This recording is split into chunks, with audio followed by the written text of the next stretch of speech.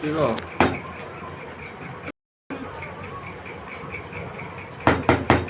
ভাত ঝোল আর কি? আজকে তো গরম নেই। আজকে রান্না হয়েছে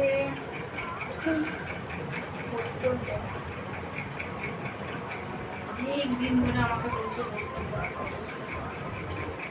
আজকে হাতটা আমার একটু বেশি নাড়িয়ে ফেললাম।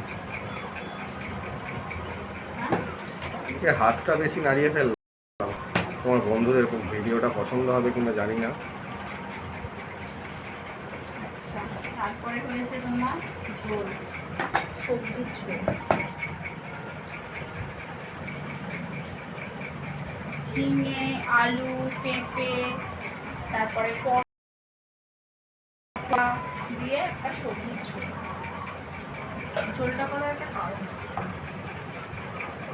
আর হয়েছে ওই তো বললাম পোস্তর বড়া, আর হয়েছে ঢেঁড়স আলু পোস্ত, আর হয়েছে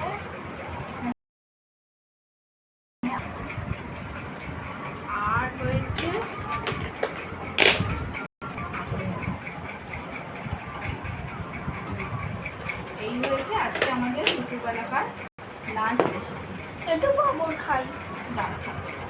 লাঞ্চ রেসিপি দাঁড়া মাম্মাম দেবে।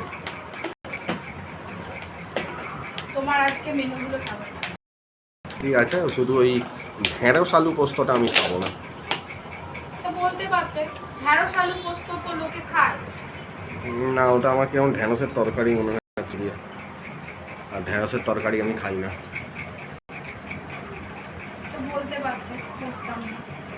ছেলে পোস্ত খাবে, ওই জন্য আমি একটু দেখলাম দিয়েছি।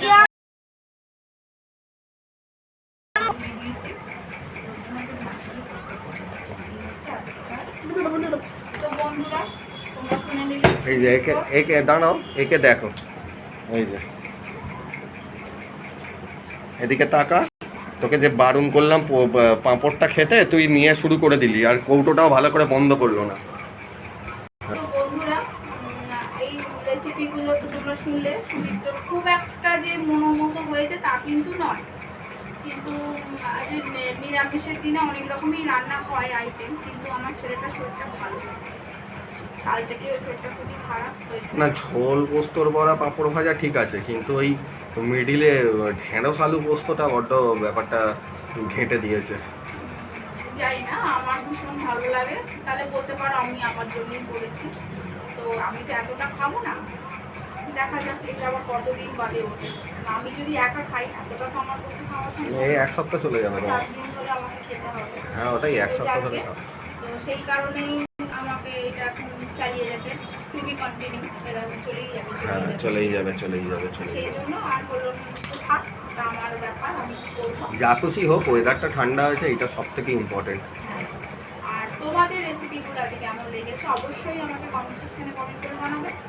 আর তোমাদের বাড়িতে কার কার আজকে কী মেনু হয়েছে সেটাও লিখতে ভুলো না। তো এই হয়েছে আজকে আমাদের তো রেসিপি। তো ঠিক আছে, তুমি কিছু বলবে? না, আমি বলবো যে কালকে তো পরিবেশ দিবস গেল বোধহয়। কালকে হচ্ছে হ্যাঁ তোমার হলো গাছ। হ্যাঁ, ওটাই তো পরিবেশ দিবস গেল। তো বন্ধুরা, কে কটা গাছ লাগালে, না গাছ কাটলে, কি করলে একটু জানিও। কারণ পরিবেশের ভারসাম্য আস্তে আস্তে নষ্ট হয়ে গেছে বিলাসবহুল জীবনযাপন করতে গিয়ে। তো সেই হিসেবেই বললাম আর কি। গাছ লাগাও, প্রাণ বাঁচাও। হচ্ছে গাছ কাটো, বিলাসবহুল জীবনযাপন করো। মানে পুরো উল্টো পুরা। হ্যাঁ, ওলট পোড়ানি চলছে এখন। আচ্ছা, ঠিক আছে। জলাভূমি বোঝাও, গাছ কাটো, এই শোনো, পকেট ভরো।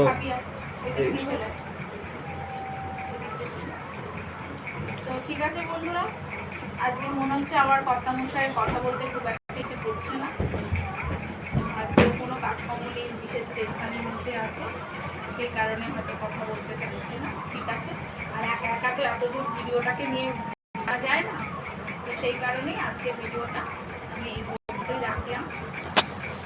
বেলাও হয়ে গেছে, 1:30 বাজে, প্রায় কি 2:30 বাজে। তো চলো বন্ধুরা।